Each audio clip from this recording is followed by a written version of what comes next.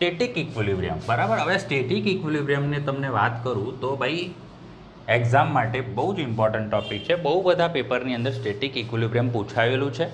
Okay, તો બહુ ધ્યાનથી સમજતો કે એટલું હાર્ડ નથી આ વસ્તુ, બટ એક્ઝામમાં પૂછાયેલું ખાસી વાર છે, એટલા માટે હું તમને કહી દઉં એકવાર. સ્ટેટિક ઇક્વિલિબ્રિયમ, બરાબર. તો સ્ટેટિક ઇક્વિલિબ્રિયમનો મિનિંગ શું છે? તો ધ્યાનથી કે સ્ટેટિક ઇક્વિલિબ્રિયમ એટલે શું કરવાનું?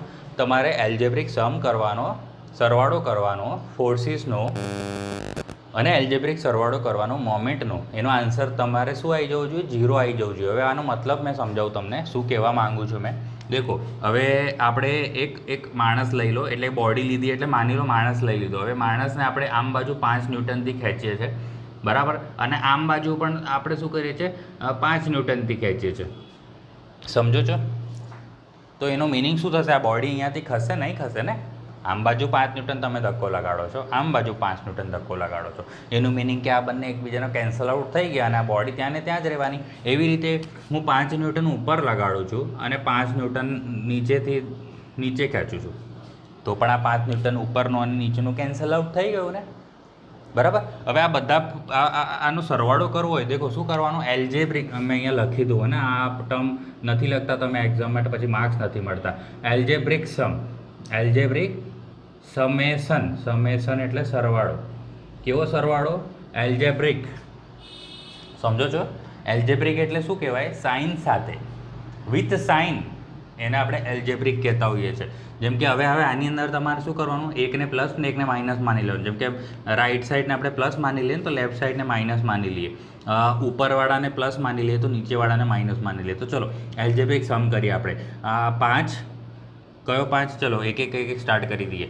ઓકે, આ વાળો 5ને આપણે લઈએ, આ વાળો આ +5 થઈ ગયો, પ્લસ, બરાબર, આ +5, કારણ કે રાઈટ સાઈડ પોઝિટિવ છે ને. ઉપરવાળાને પણ આપણે +5 કરી દઈએ, પ્લસ નીચેવાળા, આ લેફ્ટવાળો છે એટલે -5 કરી દેવાનો, બરાબર. પછી પ્લસ કરવાનું, આ નીચેવાળાને પણ -5 કરી દેવાનું, બરાબર. બધાને બ્રેકેટમાં એના સાઇન સાથે લખી દીધું. હવે એનો આન્સર કેટલો આવે છે તમે દેખો? 5, આ +++5, આ +-−−5 અને આ +-−5. તો દેખો આ 5 5 5 કેન્સલ થઈ ગયા અને આન્સર તમારો 0 આવી ગયો, બરાબર. તો એલ્જેબ્રિક સમ ઓફ જે છે ફોર્સીસ, બરાબર, ઓલ ધ ફોર્સીસ કેટલું હોવું જોઈએ? 0 થવું જોઈએ. સિમ્બોલમાં કેવી રીતે લખવાનું? આ સમેશન લખવાનું, આને સમેશનનો સિમ્બોલ છે. બધો સરવાળો, બધા ફોર્સીસનો સરવાળો કેટલો થવો જોઈએ? 0 થવો જોઈએ ભાઈ. સમજો છો? તો જ બોડી જે છે બેલેન્સ રહેશે ને, ઇક્વિલિબ્રિયમમાં રહેશે. ઇક્વિલિબ્રિયમમાં રહેવું એટલે કોઈ પણ એવો એક્સ્ટ્રા ફોર્સ ના લાગે જેનાથી બોડી મોશનમાં આવી જાય, બરાબર. એને આપણે ઇક્વિલિબ્રિયમમાં, બોડીને તો આપણે કહી શકીએ કે બોડી ઇક્વિલિબ્રિયમમાં છે. બોડી શું છે? ઇક્વિલિબ્રિયમમાં. એ પોતાની એક જ જગ્યા પર છે, હલતી નથી કશે પણ.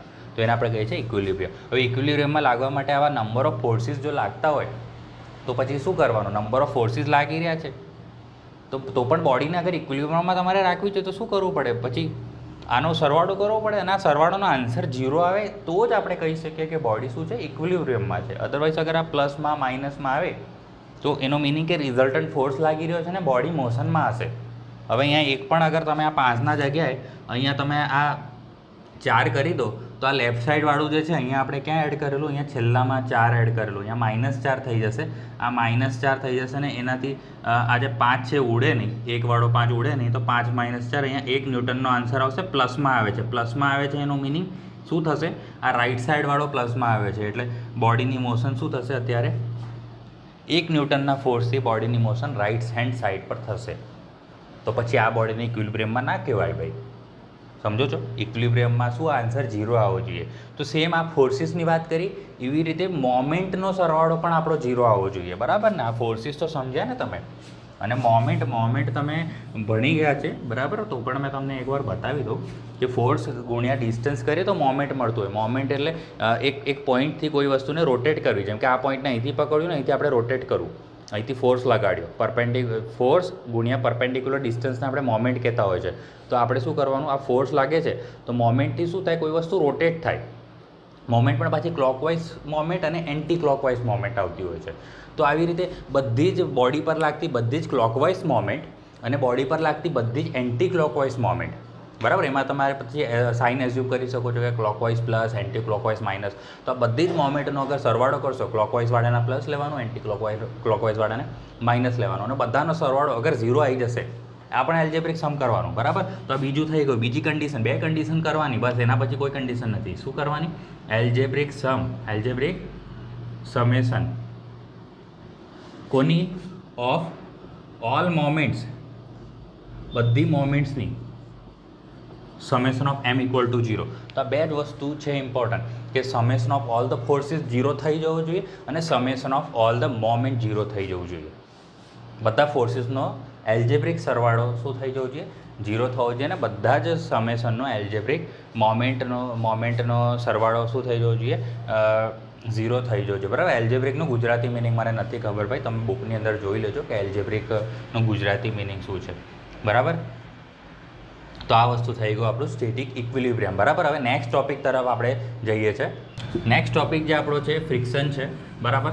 જલ્દીથી ચલો, ફ્રિક્શન શું છે અને ફ્રિક્શનના ટાઈપ્સ આપણે ભણી લઈએ. હું તમને ફરી એકવાર કહી દઉં કે જે ફ્રિક્શન છે એ ફ્રિક્શન આપણે 4th ચેપ્ટરની અંદર એકદમ ડિટેલમાં ભણવાના છે. તો અહીંયા જસ્ટ ઉપરથી જ ભણવાનું છે, અને આ કંઈ એક્ઝામમાં આ ફ્રિક્શનવાળું નહીં આવે. ફ્રિક્શનના ટાઈપ્સ ને બધું આવશે, ડેફિનેશન આવશે, તો એ બધું આપણે 4th ચેપ્ટરમાં એકદમ ડિટેલની અંદર ભણવાનું, અને એ બધું જ પછી એક્ઝામમાં પણ આવશે. આમાંથી એક્ઝામમાં નહીં આવે, है ना. ફર્સ્ટ ચેપ્ટરમાંથી ફ્રિક્શન નહીં પૂછાય. ફ્રિક્શન પૂછાશે તો 4th ચેપ્ટરમાંથી પૂછાશે. બરાબર. તો ફ્રિક્શન એક એવો, એક તો પહેલાં તમને કહી દઉં, ફ્રિક્શન એક એવો ફોર્સ છે જે હંમેશા શું થાય, એ પણ ઓપોઝિટ ડાયરેક્શનમાં લાગતો હોય છે. બરાબર. પણ આ કોની ઓપોઝિટ ડાયરેક્શનમાં લાગતો હોય છે? મોશનની. તો મોશનની ઓપોઝિટ લાગતો એક ફોર્સ. બરાબર. મેં અહીંયા લખી દઉં છું મોશન. આ મોશન મેં તમને શું કીધું? મોશન ના લખો અને રિલેટિવ મોશન લખો તો ભાઈ તમને એનો મિનિંગ કે વધારે ખબર પડી રહી છે થિયરી ઓફ મશીનમાં. ફેકલ્ટીને પણ એવું લાગશે, જે પેપર ચેકર છે એ લોકોને ખબર પડશે ભાઈ વાહ, રિલેટિવ મોશન એને વર્ડ આવા યુઝ કર્યા છે. ઓકે. તો આ વસ્તુ લખવાની. તો રિલેટિવ મોશનને ઓપોઝ કરનારા, ઓપોઝ કરતો ફોર્સ, સમજો છો? રિલેટિવ મોશન જે લાગતી હોય, બોડીના પાર્ટ જે કોન્ટેક્ટમાં બોડીના પાર્ટ્સ હોય છે એના વચ્ચે રિલેટિવ મોશન લાગતી હોય છે, અને રિલેટિવ મોશનના ઓપોઝિટ ડાયરેક્શનમાં એક હંમેશા ફોર્સ લાગતો હોય છે, જેને આપણે શું કહેતા હોય છે? ફ્રિક્શન ફોર્સ કહેતા હોઈએ છીએ ભાઈ. સમજો છો? ફ્રિક્શન ફોર્સ એ શું હોય છે? જે પણ બે બોડી જે કોન્ટેક્ટમાં છે તેના વચ્ચે રિલેટિવ મોશન થઈ રહી છે, એ રિલેટિવ મોશનને ઓપોઝ કરતો એક ફોર્સને આપણે ફ્રિક્શનલ ફોર્સ કહે છે. કારણ કે ફ્રિક્શન હંમેશા દેખો, મોશન આમ થઈ રહી છે, બરાબર, તો ફ્રિક્શન એની ઉલટી દિશામાં લાગશે. મોશનના હંમેશા ઓપોઝિટ લાગતો હોય છે ફ્રિક્શન. સમજો છો ને?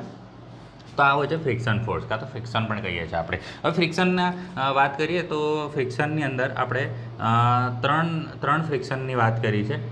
એક છે સોલિડ ફ્રિક્શન, એક છે આપણું સોલિડ ફ્રિક્શન, એને આપણે ડ્રાય ફ્રિક્શન પણ કહીએ છીએ. સોલિડ ફ્રિક્શન કાં તો બોલી દો, ડ્રાય ફ્રિક્શન બોલી દો. બીજું છે સ્લાઇડિંગ ફ્રિક્શનની વાત કરી છે. બરાબર. આ કોઈ કેટેગરી નથી, આ કોઈ ક્લાસિફિકેશન નથી, કારણ કે આ જે ક્લાસિફિકેશન છે આખું એનાથી પણ બહુ જ મોટું છે, આખું એક પેજથી પણ વધારે છે ક્લાસિફિકેશન. બરાબર. તો ભાઈ આ આપણે ભણવાની કંઈ જરૂર નથી અત્યારે. ફર્સ્ટ ચેપ્ટરમાં હવે બુકવાળાએ કવર કર્યું છે, એટલે હું તમને બસ મારી ફરજ છે કે હું ઉપરથી બતાડતો જાઉં. બરાબર. પણ 4th ચેપ્ટરમાં આખું મારે ફરીથી આ બધી જ વસ્તુ સમજાવવાની છે. તો સૌથી પહેલાં મેં તમને કહી દઉં સોલિડ ફ્રિક્શન શું છે. તો તમને અત્યારે જ હું કીધું કે જે બે બોડી કોન્ટેક્ટમાં હોય, માની લો આ બોડી 1 છે, બોડી 2 છે. હવે કોન્ટેક્ટમાં બોડી છે, બોડી 1 અને બોડી 2. તો જે પણ બે બોડી કોન્ટેક્ટમાં રહેલી છે, તો તેના વચ્ચે અગર તેને કોન્ટેક્ટવાળી જે સરફેસ છે, એ કોન્ટેક્ટ સરફેસની અંદર અગર કોઈ લુબ્રિકન્ટ પ્રેઝન્ટ ના હોય, બરાબર ને, લુબ્રિકન્ટ એટલે ઓઇલ ને એ બધું, બરાબર. અહીંયા મેં લખી દઉં છું લુબ્રિકન્ટ અગર પ્રેઝન્ટ ના હોય, લુબ્રિકન્ટ પ્રેઝન્ટ ના હોય. આ જે મેં અહીંયા લખ્યું છે એનો મિનિંગ મોસ્ટ ઇમ્પોર્ટન્ટ પોઈન્ટ, બરાબર. કંઈ ક્વેશ્ચનમાં એક્ઝામમાં પૂછે એટલે આ પોઈન્ટ તો અંદર દેખાવો જ જોઈએ ટીચરને, બરાબર. કારણ કે મોસ્ટ ઇમ્પોર્ટન્ટ પોઈન્ટ છે. લખતી વખતે આ પોઈન્ટ હોવો જોઈએ. કે આજુબાજુની કહાની લખી દીધી ને આ મેઇન પોઈન્ટ્સ જ ના લખ્યા હોય તો પછી માર્ક્સ નથી મળતા તમને. સમજો છો? તો સોલિડ ફ્રિક્શન કે ડ્રાય ફ્રિક્શન કોને કહેવાય? બે બોડી જે કોન્ટેક્ટમાં રહેલી હોય છે, હવે બે બોડીના કોન્ટેક્ટ સરફેસની વચ્ચે અગર લુબ્રિકન્ટ પ્રેઝન્ટ ના હોય, બરાબર ને, લુબ્રિકન્ટ પ્રેઝન્ટ ના હોય અને ત્યારે જે ફ્રિક્શન લાગતું હોય, તો એવા ફ્રિક્શનને આપણે સોલિડ ફ્રિક્શન કાં તો ડ્રાય ફ્રિક્શન, દેખો ને નામ જ શું છે, ડ્રાય ફ્રિક્શન. તો એવા ફ્રિક્શનને આપણે શું કહેતા હોય છે? ડ્રાય ફ્રિક્શન કહેતા હોય છે. બરાબર. બે બોડી જે કોન્ટેક્ટમાં રહેલી છે તેના વચ્ચે અગર લુબ્રિકન્ટ ના પ્રેઝન્ટ હોય, અને લુબ્રિકન્ટમાં આવે શું આવે? ઓઇલ આવે, ગ્રીસ આવે, તો પછી અગર ઓઇલ ના હોય, ગ્રીસ ના હોય, આ બંને કશું ના હોય તો સોલિડ ટુ સોલિડ કોન્ટેક્ટ અને ફ્રિક્શન વધી જતું હોય છે. તો પછી એ ટાઈમે જે ફ્રિક્શન લાગતું હોય છે એને આપણે સોલિડ કરતો ડ્રાય ફ્રિક્શન કહેતા હોય છે. અને સ્લાઇડિંગ રોલિંગ ફ્રિક્શન તો બહુ જ આસાન છે. એક બોડી બીજા બોડીની ઉપર શું થઈ રહી છે? સ્લાઇડ થઈ રહી છે. એક બોડી બીજા બોડી ઉપર સ્લાઇડ થઈ રહી છે અને ત્યારે બંનેના કોન્ટેક્ટ સરફેસ ઉપર જે ફ્રિક્શન લાગતું હોય એને આપણે સ્લાઇડિંગ ફ્રિક્શન કહેતા હોય છે. અને બીજું કે એક બોડીના બીજી બોડી આ એક બોડી બીજી બોડી પર રોલ થઈ રહી છે આ રીતે, બરાબર ને? આ રીતે રોલ થઈ રહી છે. તમે દેખો, એક બોડી બીજા બોડી ઉપર અગર રોલ થઈ રહી હશે તો ત્યારે જે કોન્ટેક્ટ સરફેસ ઉપર જે ફ્રિક્શન લાગતું હોય તેને આપણે રોલિંગ ફ્રિક્શન કહેતા હોય છે. સમજી ગયા ત્રણેય વસ્તુ? ફ્રિક્શન કોને કહેવાય, પછી એમાં સોલિડ ફ્રિક્શન કોને કહેવાય, સ્લાઇડિંગ ફ્રિક્શન, રોલિંગ ફ્રિક્શન, આ બધું જ આપણે મેં તમને કહી દઉં છું કે ડિટેલમાં આપણે 4th ચેપ્ટરમાં ભણીશું. બહુ જ મસ્ત ચેપ્ટર છે ફ્રિક્શન, બહુ જ મજા આવશે. મેં તમને ગેરંટી આપું છું, બહુ જ મજા આવશે આ ચેપ્ટરની અંદર, બરાબર? ધ્યાનથી સાંભળશો ને એક એક વસ્તુ તમને 100% ખબર પડી જશે, બરાબર? ચલો આપણે નેક્સ્ટ ટોપિક તરફ જઈએ. ચલો, જે નેક્સ્ટ ટોપિક છે આજનો એ છે ટ્રેજેક્ટરી, પાર્ટિકલની ટ્રેજેક્ટરી, બરાબર? અહીં લખી દઉં મેં ટ્રેજેક્ટરી ઓફ પાર્ટિકલની ટ્રેજેક્ટરી. હવે ટ્રેજેક્ટરી એટલે શું કહું દેખો, તો એનો મેં તમને એક્ઝામ્પલ આપું. માની લો તમે શું કરો છો, એક પથ્થરને જોશથી ઉપર હવામાં ફેંકો છો, જોશથી ફેંકો છો, તો એ પથ્થર દેખો તમારા હાથમાં તો ત્યારે એ પોઈન્ટ અહીંયા છે. પછી જ્યારે જેમ જેમ આગળ ગયો તો માની લો અહીંયા તમે ફોટો ખેંચતા રહ્યા એકદમ સ્લો મોશનની અંદર. માની લો દેખો અહીંયા દેખાય છે, પછી અહીંયા દેખાય છે, પછી અહીંયા દેખાય છે, પછી અહીંયા દેખાય છે, પછી અહીંયા દેખાય છે. એવી રીતે આ તમે આખી એક પાથ બનાવી દીધો, બરાબર? આવી રીતે પોઈન્ટ્સથી એ પથ્થરની મોશન જ્યાં જ્યાં થઈ ને એના પોઈન્ટ્સ બતાવી દીધા, બરાબર? તો આ જે પોઈન્ટ છે, આ પોઈન્ટ જે પાથ બતાવે છે ને, અગર આ પોઈન્ટને તમે જોડી દો ને તો એક પાથ બની જશે. સમજો છો? આ પોઈન્ટ એક પાથ બનાવતો હોય છે. તો આ જે પાથ બનાવતો હોય છે ને, આવા પોઈન્ટ્સ જે પોઈન્ટ્સ આવી રીતે ટ્રાવેલ કરતા હોય, જ્યારે પણ કોઈ પણ બોડીના વચ્ચે પોઈન્ટ લઈ લેવાના અને પોઈન્ટ જેમ જેમ ટ્રાવેલ કરતા હોય તો એક પાથ ડિસ્ક્રાઇબ કરતો હોય. અને પાથને આપણે શું કહીએ છીએ? અગર એ પાથને તમે ટ્રેસ કરી લો તો એને આપણે શું કહીએ છીએ? ટ્રેજેક્ટરી. કોની? પાર્ટિકલની. આ પાર્ટિકલ જ બતાવ્યો ને મેં તમને, એક પાર્ટિકલની ટ્રેજેક્ટરી કહેવામાં આવે છે, બરાબર? હવે પાથ કેવા હોય છે? પાછા સ્ટ્રેટ હોઈ શકે. અગર સ્ટ્રેટ લાઇનમાં પાથ હોતા હોય તો એને આપણે શું કહીએ છીએ? રેક્ટિલિનિયર કહેતા હોય છે. એ વર્ડને શું કહેવાય? રેક્ટિલિનિયર. અગર સ્ટ્રેટ લાઇન મોશન કરતા હોય કોઈ વસ્તુ તો એને રેક્ટિલિનિયર કહેવાય. અને અગર કર્વમાં મોશન કરતા હોય તો એને આપણે શું કહીએ છીએ? કર્વિલિનિયર મોશન કહેતા હોય છે. સમજો છો? રેક્ટિલિનિયર મોશન આવે ને કર્વિલિનિયર મોશન આવે. આ પાથ છે એક તરહના, આ રેક્ટિલિનિયર પાથ, સ્ટ્રેટ લાઇન. અને કર્વમાં કરતું હોય, કર્વમાં આકાર એક કર્વની અંદર કરતું હોય તો એને આપણે કર્વિલિનિયર કહેતા હોય છે, બરાબર? તો આ થઈ ગયું આપણું trajectory of a particle. Okay, next topic તરફ જઈએ આપણે. નેક્સ્ટ ટોપિક જો વાત કરું બુક પ્રમાણે તો લિનિયર વેલોસિટી અને લિનિયર એક્સેલરેશન. પણ સ્ટાર્ટિંગમાં જ મેં તમને કહી દીધું લિનિયર વેલોસિટી, લિનિયર એક્સેલરેશન એકદમ ડિટેલમાં 2nd ચેપ્ટરમાં આગળ ભણવાનું જ છે. તો પછી અત્યારે એને ભણવાની કોઈ જરૂર નથી, આ પછી જો સ્ટાર્ટ થવાનું છે 2nd ચેપ્ટર. ઓકે, તો લિનિયર વેલોસિટી, લિનિયર એક્સેલરેશન આ ચેપ્ટરમાંથી પૂછાતું નથી, તો એટલે આપણે અત્યારે સ્કીપ કરીએ છીએ. 2nd ચેપ્ટરમાં એકદમ ડિટેલની અંદર એને ભણીશું, બરાબર? એના પછીનો જે નેક્સ્ટ ટોપિક આપણો આવે છે એનર્જી, બરાબર? એનર્જી એટલે શું? કેપેસિટી, કાર્ય કરવાની ક્ષમતા, બરાબર ને? ગુજરાતીમાં શું આવે? કાર્ય કરવાની ક્ષમતા. કેટલું કાર્ય કરી શકો છો તેની તમારી કેપેસિટી, ક્ષમતા, કાર્ય કરવાની ક્ષમતા. હા ને, ઇંગ્લિશમાં પણ લખી દઉં છું અહીંયા, કેપેસિટી ટુ ડુ વર્ક, કામ કરવાની ક્ષમતાને આપણે શું કહે છે? કેપેસિટી ટુ વર્કને આપણે એનર્જી કહેતા હોય છે, બરાબર ને? કેટલું વર્ક કરી શકે ને આપણે એનર્જી કહેતા હોય. એનર્જીનો યુનિટની વાત કરીએ તો ભાઈ એનર્જીને માપવું હોય તો જૂલમાં માપાય છે. આપણે યાદ રાખવું હોય તો ન્યૂટન મીટરને આપણે જૂલ કહેતા હોય છે. કિલો જૂલ તો પછી કિલો ન્યૂટન મીટર. ઓકે, તો એનર્જી શું કહેવાય? કેપેસિટી ટુ ડુ વર્ક, અને એનો યુનિટ શું છે? જૂલ છે, બરાબર? હવે તો પણ એને ડિટેલમાં સમજીએ તો બે રીતની એનર્જીની વિશે આપણે વાત કરીશું. એક આવશે પોટેન્શિયલ એનર્જી. ચલો પૂરી રીતે લખી દઉં છું ભાઈ. પોટેન્શિયલ એનર્જીની વાત કરીશું આપણે આજે, અને બીજી એનર્જીની વાત કરીશું કાઇનેટિક એનર્જી, બરાબર? આ બે મોસ્ટ ઇમ્પોર્ટન્ટ એનર્જી છે જે તમને ખબર હોવી જ જોઈએ. ખબર હશે જ, કોઈ વાત નહીં, મેં બસ ખાલી કહું છું કે ખબર હોવી જોઈએ, બરાબર? હવે ખબર છે નથી ખબર એ તમને ખબર, બરાબર? ચલો, પોટેન્શિયલ એનર્જી કોને કહેવાય? કાઇનેટિક એનર્જી કોને કહેવાય? સૌથી પહેલાં વાત કરીએ પોટેન્શિયલ એનર્જી વિશે. તો પોટેન્શિયલ એનર્જી મેં તમને એક્ઝામ્પલ આપું છું, પછી એની ડેફિનેશન પણ એક્સપ્લેન કરું છું, બરાબર? હવે માની લો તમારા સામે એક કાર પડી છે હવે કારની ઉપર તમે શું કરો છો, ચડી જાઓ છો, તમારે શું કરવો છે, કારનો એકદમ ભૂક્કો કરી નાખવો છે, કચડી નાખવું છે. તો તમે એના ઉપર ચડી ગયા અને ઉપરથી જોશથી એના પર કૂદકા મારો છો, બરાબર. તો શું કરશો તમે, કૂદકા મારશો તો કારનું શું થશે, એકદમ કચડી તો નહીં જાય, આખી ચીબાઈ તો નહીં જવાની, હલકા ફુલકા એના પર ખાડા પડી જશે ભાઈ. એનાથી વધારે કશું નહીં થાય ને, ખાલી ખાડા પડી જશે, આખો ભૂકો તો નહીં થઈ જાય ભાઈ.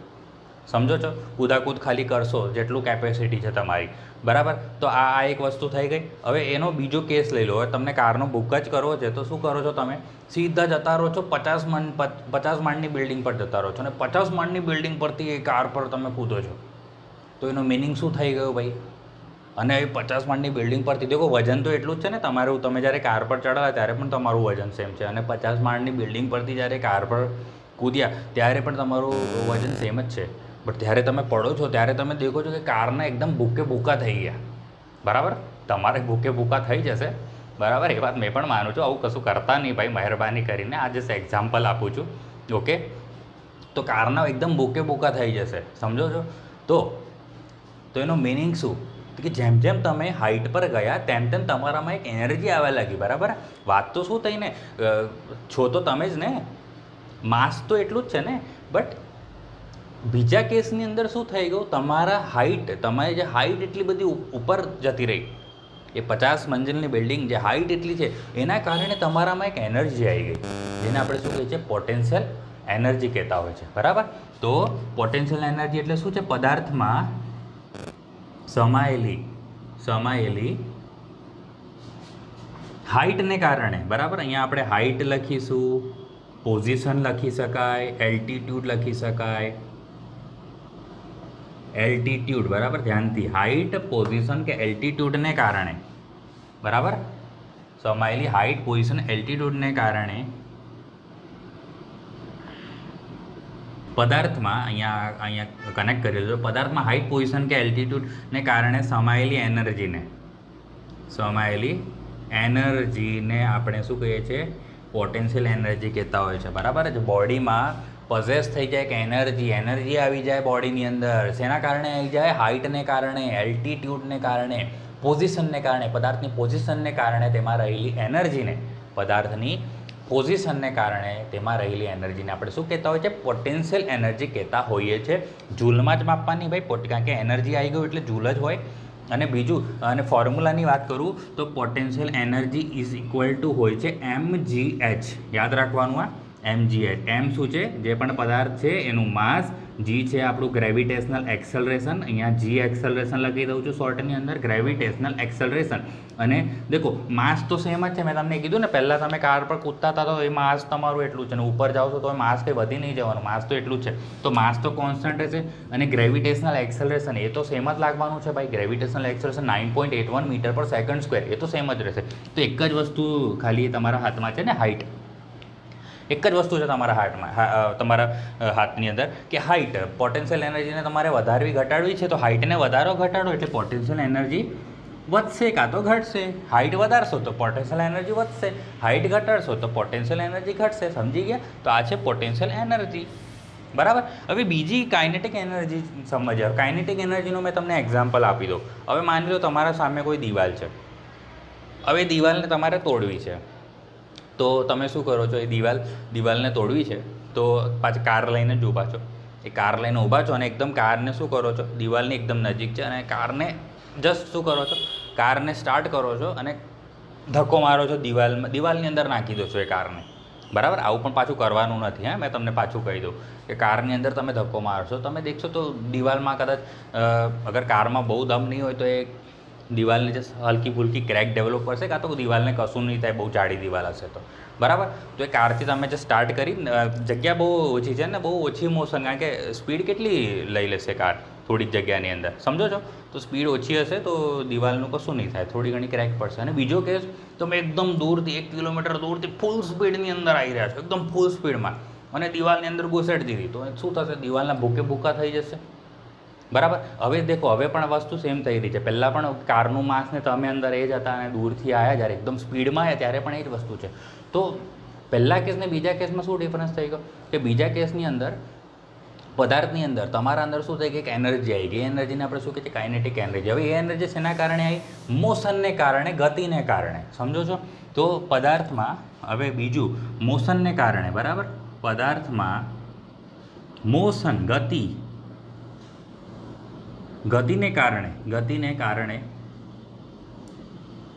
તેમાં સમાયેલી એનર્જીને શું કહેવામાં આવે છે? Kinetic energy. સમજો છો? અને કાઇનેટિક એનર્જી, બુલેટનો એક્ઝામ્પલ આપો. દેખો, બુલેટના એક્ઝામ્પલમાં શું છે? એક બુલેટ છે તમારા હાથમાં, એ બુલેટ તમે કોઈને ખેંચીને આમ કરીને મારશો તો શું બુલેટ આરપાર જતી રહેવાની છે? પણ એ જ બુલેટ તમે ગનની અંદર લોડ કરીને અગર મારો છો સામેવાળાને, બરાબર, એનું મિનિંગ તમને એની અસર ખબર છે, તો એ આખી આરપાર જતી રહેશે, અંદર જતી રહેશે. તો એનો મિનિંગ દેખો, બુલેટ સેમ જ છે, માસ સેમ જ છે, બટ ફરક શું છે? ગતિનો છે ને. પહેલાંમાં તમે ગતિ એટલી પ્રોડ્યુસ નહીં કરી શક્યા. અગર તમે પણ રજનીકાંત બની જાઓ ને કરી શકો છો તો ભાઈ મને નહીં ખબર એવું બધું, બરાબર. બટ જે ગનની અંદર લોડ કરેલી જે બુલેટ છે એ અગર જશે, એની સ્પીડ જબરજસ્ત સ્પીડ હશે, બરાબર. એના કારણે એની અંદર એટલી બધી એનર્જી હોય છે જે આખી આરપાર જઈ શકે છે કોઈ પણ બોડીની અંદર. સમજો છો? તો આ વસ્તુ શું છે? Kinetic energy. શેના કારણે? ગતિને કારણે, મોશનને કારણે, બરાબર. એનો પણ જે કાઇનેટિક એનર્જીની ફોર્મ્યુલા દેખો, યુનિટ તો જૂલ જ આવશે. કાઇનેટિક એનર્જી આવે 1/2 mv², બરાબર. 1/2 તો ચેન્જ નહીં થવાનું. માસ પણ મેં તમને કીધું, બુલેટ લો તો બુલેટનું માસ પણ સેમ જ રહેશે. એ હાથમાં લો કે પછી ગનમાં લો, માસ સેમ જ રહેશે. અહીંયા ખાલી ચેન્જ થવાનો જે ફેક્ટર છે, જે વેરિયેબલ છે, શું છે? વેલોસિટી છે. વેલોસિટી, વેગ છે, વેલોસિટી. સમજો છો? તો વેલોસિટી, અને પાછો વેલોસિટીનો તો સ્ક્વેર છે ભાઈ. અગર તમે 2 મીટર પર સેકન્ડની ગતિથી કંઈક કામ કરશો તો 2ના સ્ક્વેર થઈ જઈને 4 થઈ જશે એનર્જી, અને 2થી જસ્ટ 3 થઈ જશે ને, તો 3નો સ્ક્વેર 9 બની જશે. એનું મિનિંગ કે પહેલાં 4 હતું ને પછી 9 છે, એટલે 4નું ડબલ 8 થાય. તો સોચો, એ તો 9 છે, એટલે ડબલથી પણ વધારે આ કાઇનેટિક એનર્જી વધી જશે. સ્પીડની તો એટલી બધી ઇફેક્ટ થાય છે એનર્જીમાં. સમજો છો? તો કાઇનેટિક એનર્જી, પોટેન્શિયલ એનર્જી શું છે? કાર્ય કરવાની ક્ષમતા. પોટેન્શિયલ એનર્જી, પદાર્થમાં શું એક બોડીની અંદર એનર્જી આવી જાય છે. એના કારણે આવી જાય? પદાર્થની પોઝિશનને કારણે, હાઇટને કારણે. સમજો છો? અને બીજી કાઇનેટિક એનર્જી પદાર્થમાં શેના કારણે કે એનર્જી આવી જાય? પદાર્થની મોશનને કારણે અગર જો એનર્જી આવી જાય તો એવી એનર્જીને આપણે શું કહીએ છીએ? કાઇનેટિક એનર્જી કહીએ છીએ. સમજ પડી રહી છે ને બધી જ વસ્તુ? ચલો નેક્સ્ટ ટોપિક પર જઈએ આપણે ફટાફટ. તો નેક્સ્ટ ટોપિક આપણે ભણવાનો છે વર્ક અને પાવર, બરાબર. વર્ક અને પાવર. ચલો, બહુ જ મસ્ત સારી રીતે સમજીએ વર્ક અને પાવર, આ બધી જ વસ્તુ, બરાબર. એવા ક્વેશ્ચન્સ છે, એવા કોન્સેપ્ટ છે, પછી ઇન્ટરવ્યૂની અંદર આવે છે આવું બધું, નાની વસ્તુ પૂછે છે ને, અને તમને ખબર નથી હોતી કે ભાઈ વર્ક કોને કહું ને પાવર કોને કહું, ભાઈ ડિફરન્સ શું, યુનિટ શું, બધું ઉપરથી જતું રહે છે, બરાબર. તો આ વસ્તુ ધ્યાનથી શીખી લો, હે. ચલો, વર્ક મેં તમને સૌથી પહેલાં સમજાવું. હવે વર્ક મેં સમજાવું એના માટે ચલો એક્ઝામ્પલ આપું છું. અગર આના પર મેં ફોર્સ લગાડ્યો, આના પર આ બહુ માની લો બહુ ભારી વસ્તુ છે, અને મેં એના પર ફોર્સ લગાડું તો ખસતી નથી વસ્તુ, તો વર્ક થયું કહેવાશે, બરાબર. તો નહીં, વર્ક આ કેસમાં નહીં થયું. ઓકે. પદાર્થ પર વર્ક ક્યારે થશે? જ્યારે મેં એના પર ફોર્સ લગાડીશ ને આ પદાર્થ જે છે એ અમુક ડિસ્ટન્સ કાપશે, ત્યારે અને ત્યારે જ મેં કહીશ કે આપણું જે વર્ક થયું. સમજો છો? જ્યાં સુધી આ ડિસ્પ્લેસમેન્ટ નહીં થાય બોડીનું, ત્યાં સુધી વર્ક નથી થઈ શકતું. સમજો છો? તો શું છે વર્ક? એટલે અગર ફોર્સ, મેં તમને ફોર્મ્યુલાથી સમજાવી દઉં, ફોર્સ મલ્ટીપ્લાય બાય ડિસ્પ્લેસમેન્ટ, બરાબર. જ્યારે પણ બોડી પર તમે ફોર્સ લગાડો, ડેફિનેશન કહું છું, વર્ક થયું ક્યારે કહેવાય? જ્યારે તમે બોડી પર ફોર્સ લગાડો અને એ ફોર્સની દિશામાં અગર એ બોડી ડિસ્ટન્સ કાપે, અંતર કાપે, ત્યારે તમે કહી શકશો કે ત્યારે તમે કહી શકશો કે વર્ક થયું. સમજો છો? Work equal to force into displacement, બરાબર. તો ડબલ્યુ ઇઝ ઇક્વલ ટુ આપણે ફોર્મ્યુલા બની ગઈ એફ ઇન્ટુ ડિસ્પ્લેસમેન્ટ, આપણે એસ કહેતા હોઈએ છીએ, તો W is equal to f into S, બરાબર. ફોર્સ હોય છે ન્યૂટનમાં ભાઈ, અને જે ડિસ્પ્લેસમેન્ટ હોય છે એ મીટરમાં હોય છે. તો ડબલ્યુ શેમાં થયો? વર્ક જે છે, વર્કનો યુનિટ શું થયો? મેં અહીંયા લખી દઉં, યુનિટ શું થયો ભાઈ? વર્કનો યુનિટ થયો ન્યૂટન મીટર, બરાબર ને. ન્યૂટન મીટર એ થયો વર્કનો યુનિટ, બરાબર. નેક્સ્ટ ઇમ્પોર્ટન્ટ ટોપિક શું છે? પાવર. હવે પાવર શું છે? અગર તમે આ જ છે અહીંયા રેટ લગાડી દો, રેટ ઓફ ડુઈંગ વર્ક કરી દો, કાં તો તમે બીજી ભાષામાં બોલ દો ને વર્ક પર યુનિટ ટાઈમ, વર્ક પર યુનિટ ટાઈમ, બરાબર. હવે અહીંયા નવી વસ્તુ શું આવી, ખાલી ટાઈમ આવી ગઈ ને, રેટ એટલે પણ સમય જ આવી ગયો, બરાબર. જે પણ કામ કરી રહ્યો છે હવે એના સાથે રેટ લગાડી દીધું, કામ કરવા પર રેટ લગાડી દીધું, એટલે કેટલા ટાઈમમાં કેટલું વર્ક થઈ રહ્યું છે, તો પછી એને આપણે શું કહીએ છીએ, પાવર કહીએ છીએ, વર્ક પર યુનિટ ટાઈમ, બરાબર. W ડિવાઈડ બાય T કરી દો એટલે તમારે પાવર મળી જાય, સમજો છો, વર્ક ડિવાઈડ બાય ટાઈમ. અને વર્કનો ફોર્મ્યુલા આપણે શું લખેલી દેખો, force into displacement divide by time. અને એક બીજી વસ્તુ આપણે ધ્યાનથી, કે ડિસ્પ્લેસમેન્ટ ડિવાઈડ બાય ટાઈમને તો આપણે શું કહેતા હોય છે, વેલોસિટી કહેતા હોય છે, સમજો છો, V. તો એનો મિનિંગ કે પાવરની એક ડેફિનેશન મળી ગઈ તમને, F into V, small v છે, ઓકે, સ્મોલ v છે, power is equal two F into V. પાવરનો યુનિટ તો ભાઈ યુનિટ શું આવે, તો યુનિટ આવે વોટ કાં તો કિલો વોટ. કેવી રીતે બન્યો દેખો, મેં તમને બતાડી દઉં કે પાવર ઇઝ ઇક્વલ ટુ તમે W ડિવાઈડ બાય T લખ્યું, W છે ન્યૂટન મીટર ડિવાઈડ બાય આ છે સેકન્ડ, બરાબર. ન્યૂટન મીટર એટલે મેં તમને કીધેલું ને એને જૂલ કહેવાય, અને જૂલ પર સેકન્ડને આપણે શું કહેતા હોય છે, વોટ કહેતા હોય છે, W વોટ, બરાબર. અને આ જ વસ્તુ કિલો ન્યૂટન કરી દો તો આ કિલો જૂલ બની જાય ને, કિલો જૂલ પર સેકન્ડ એટલે કિલો વોટ. તો વોટ કિલો વોટ એ શું છે, પાવરનો યુનિટ છે, સમજ્યા. તો વર્ક શું થયું, ફોર્સ, પદાર્થ પર લાગેલો ફોર્સ, અને પદાર્થ અગર ડિસ્પ્લેસમેન્ટ કરશે તો વર્ક થયું કહેવાય. વર્કનો યુનિટ છે ન્યૂટન મીટર, ફોર્મ્યુલા છે ફોર્સ અને displacement, force into displacement. Power rate લગાડી દો, કામ પર તમે રેટ લગાડી દો, તો વર્ક પર યુનિટ ટાઈમ લગાડી દો, ડિવાઈડ બાય ટાઈમ આવી ગયો એટલે પાવર બની ગયો.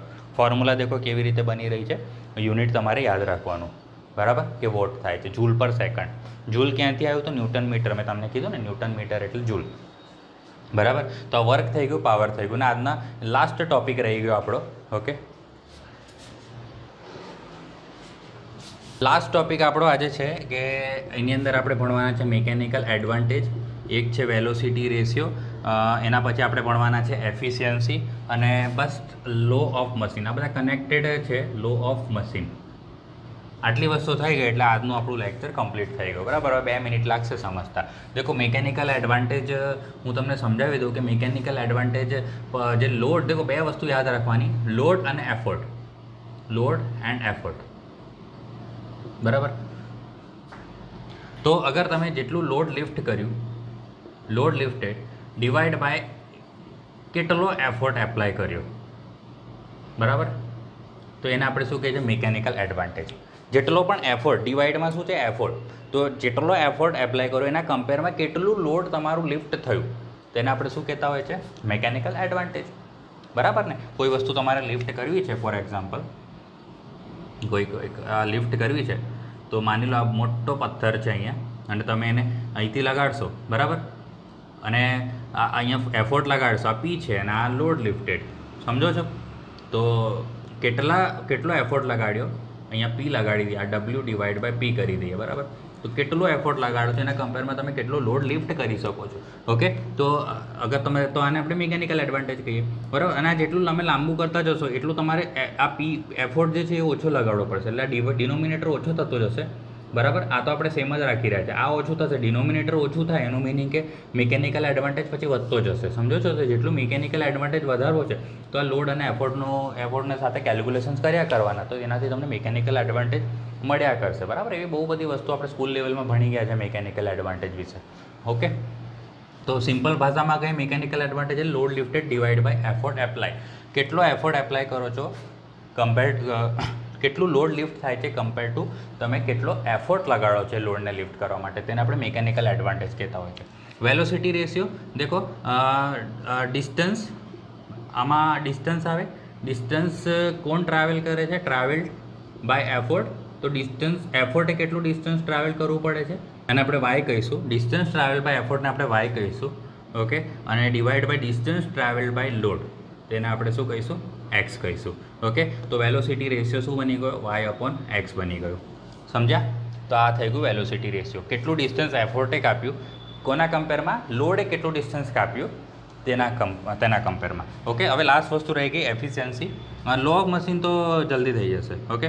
તો એફિશિયન્સીની વાત કરીએ તો તમને ખબર છે, સિમ્પલ જે ડેફિનેશન છે, output divide by input. Output શું મળી રહ્યું છે આપણને, આપણે કશી વસ્તુ ઉચકી રહ્યા છે, બરાબર, એ આપણું આઉટપુટ છે.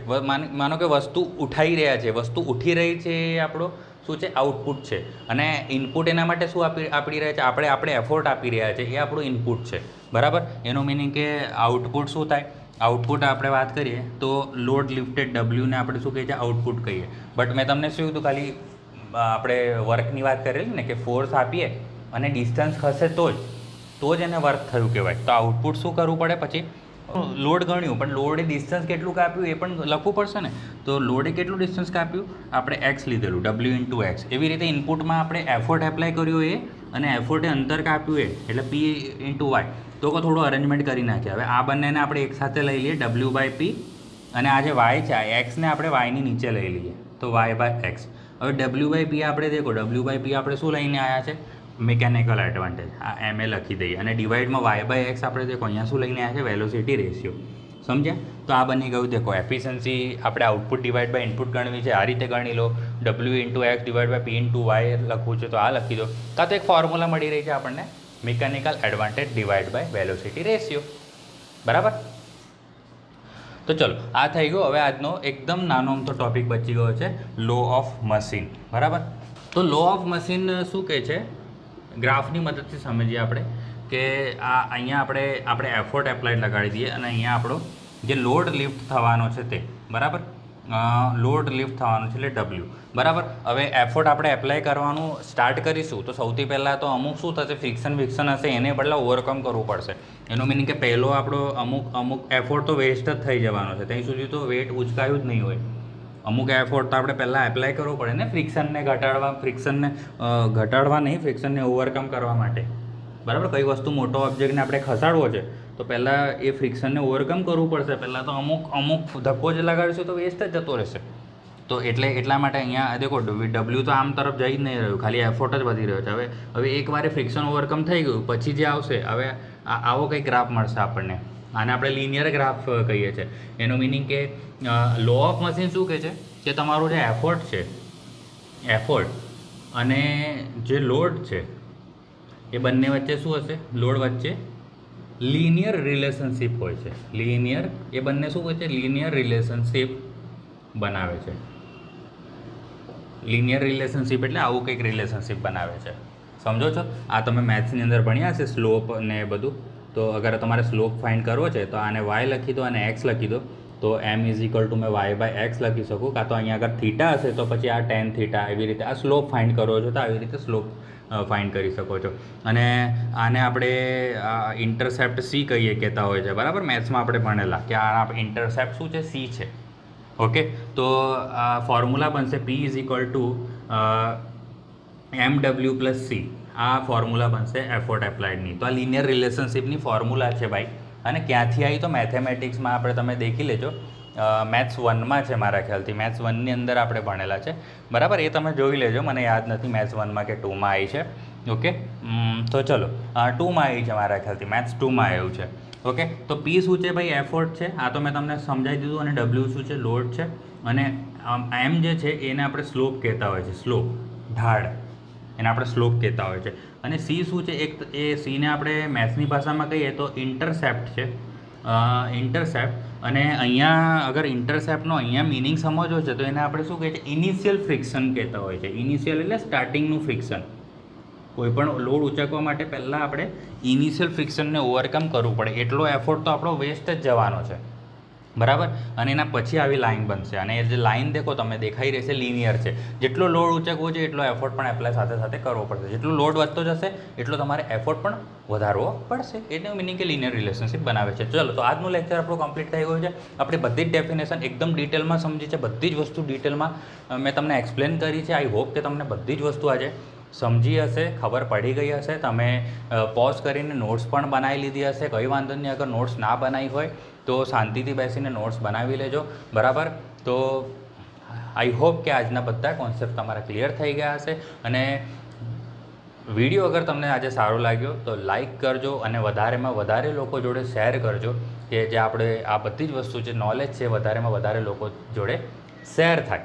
તો હજુ સુધી તમે અગર મારી ચેનલને સબસ્ક્રાઈબ નથી કરી તો સબસ્ક્રાઈબ કરી લેજો, કારણ મેં તમને પહેલાંથી જ કીધેલું છે કે આના પર આપણે થિયરી ઓફ મશીન નહીં, બધા જ સબ્જેક્ટનું એકદમ ડિટેલની અંદર કોન્સેપ્ટ, હાર્ડમાં હાર્ડ સમને તમને અત્યાર સુધી મેં તમને ગેરંટી આપું છું, હાર્ડમાં હાર્ડ સમ પણ અગર લાગ્યા હશે ને એને આપણે એકદમ સિમ્પલ રીતે અહીંયા સોલ્વ કરીને બતાવીશું, બરાબર. આ મારી ગેરંટી છે, બરાબર. કેટલો પણ હાર્ડ સબ્જેક્ટ છે, આપણે છ સેમની વાત કરું છું, કોઈ પણ તમે 6 સેમની વાત કરીશું, 6 સેમની અંદર તમે કેમ દેખી દો, હે ને, કેમ સબ્જેક્ટ આવતો હોય છે, કેડ લઈ લો, બધા જ સબ્જેક્ટ હું ડિટેલમાં કવર કરીશ, બરાબર. કેડમાં તમને ઓટોકેડ છે, તમને કમ્પ્યુટર પર ઓટોકેડમાં બધે એક કમાન્ડ પણ બતાડીશ, બરાબર. બધા જ સબ્જેક્ટની વાત કરું છું, એક પણ સબ્જેક્ટ હું નહીં છોડવાનો. ટૂલ નામનો સબ્જેક્ટ, બરાબર, ટૂલ નામના સબ્જેક્ટને બહુ જ પ્રોબ્લેમ પડતી હોય છે, બહુ બધા સ્ટુડન્ટ્સ ફેલ પણ થતા હોય છે ટૂલ નામના સબ્જેક્ટમાં. ડિઝાઇનમાં બહુ બધા ફેલ થતા હોય છે, ફ્લુઇડ મિકેનિક્સ, થર્મોડાયનેમિક્સ, આ બધા એવા સબ્જેક્ટ છે. સ્ટ્રેન્થ ઓફ મટીરિયલ સાયન્સ બધામાં, હે ને, આયન કાર્બન ડાયાગ્રામ છે મટીરિયલ સાયન્સમાં, બરાબર. એ બધી જ વસ્તુ જે હાર્ડ લાગી રહી છે અત્યાર સુધી, મેં તમને ગેરંટી આપું છું કે બધી જ વસ્તુ હું તમારા માટે ઇઝી કરી આપીશ. બસ તમે ખાલી મારા ચેનલને સબસ્ક્રાઈબ કરી લો, ધીરજ રાખો, બધી જ વસ્તુ 1 by 1 આવી રહી છે.